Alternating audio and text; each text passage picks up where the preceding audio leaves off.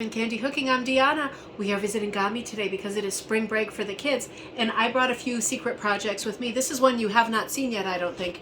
This is for the Design Like book that I'm working on now.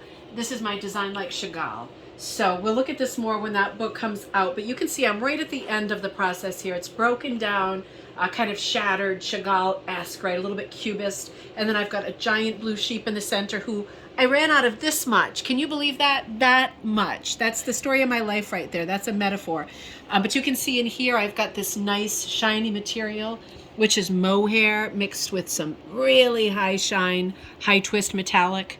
And then I've got just my character on the horse, and down here, instead of having the little, what's it called, shtetl, I think? Yeah. It's a New England village down here. Isn't that pretty?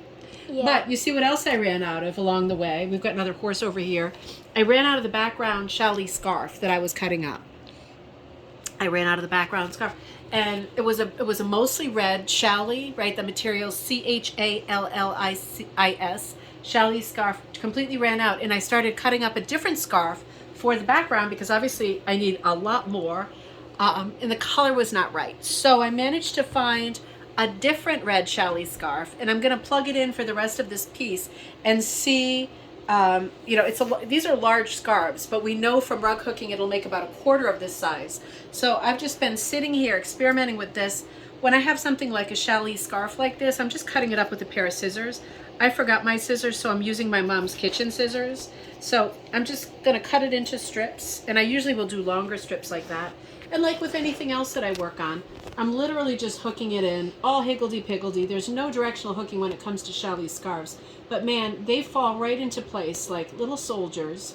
And it works kind of like paisley. It's the same kind of material. It's another woven, right? It's not wool, it's cotton in this case. And some of the Challis scarves are acrylic. Some of them are wool. This one could be wool for all I know.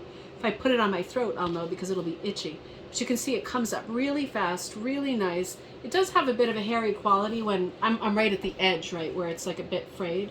So I'll make a decision about clipping it later. Oops, I didn't want that big piece. I want one more loop out of you, right? I'm a bit chintzy with my loops here. But this is what I'm gonna do. I'm gonna cross my fingers and my eyes and my toes and everything else, and I'm gonna really hope that that red scarf that I found is going to be enough to fill the background, and that it's similar enough as I hook it to the scarf I was using formerly, right? So that's always the thing, isn't it? Running out of materials. We will see what happens. Say a little prayer for me, because this is probably not going to work out well. I'm going to be looking for a third red Challis scarf, right, Joss? I'll see you next time at Ribbon Candy Hooking.